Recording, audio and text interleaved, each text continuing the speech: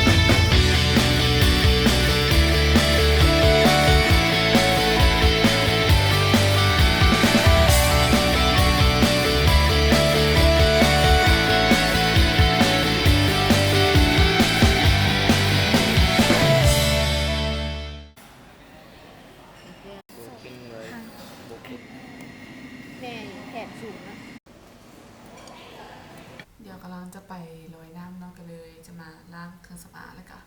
ปลดอ็อกเซสซอรี่ต่างๆทั้งหลายก็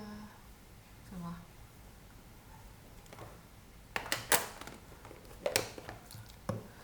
อันล้างตาจะใช้แต่ของ Maybelline เนาะ Makeup Remover Eyes and Lips เนี่ยก็จะใช้สำลีของโฮแฮมเลยเพราะว่ามันประหยัดดี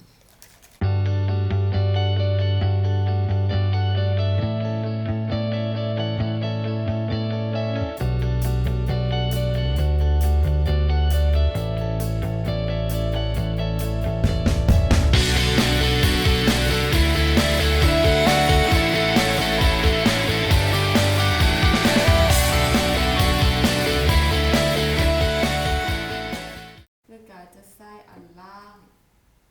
เป็นลิควิดตัวนี้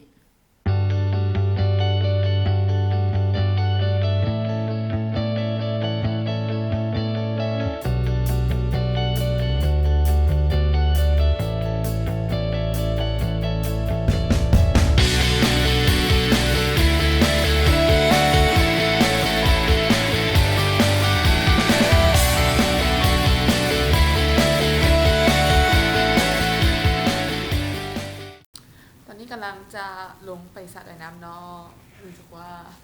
ไปมันหนีตลอดแต่ว่าบ่เคยได้ลอยเลยก็เลยคิดว่าน่าจะเป็นเวลาอันควรที่จะมาลอยน้ำสักทีหนึ่งแต่ก็บอกว่าจะพาไปเบิ่งวิวแต่ว่าได้พาไปสักทีพอแบบว่ามันวิว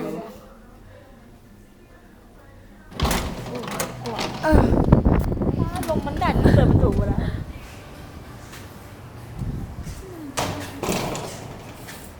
ออกมานอกนะนอ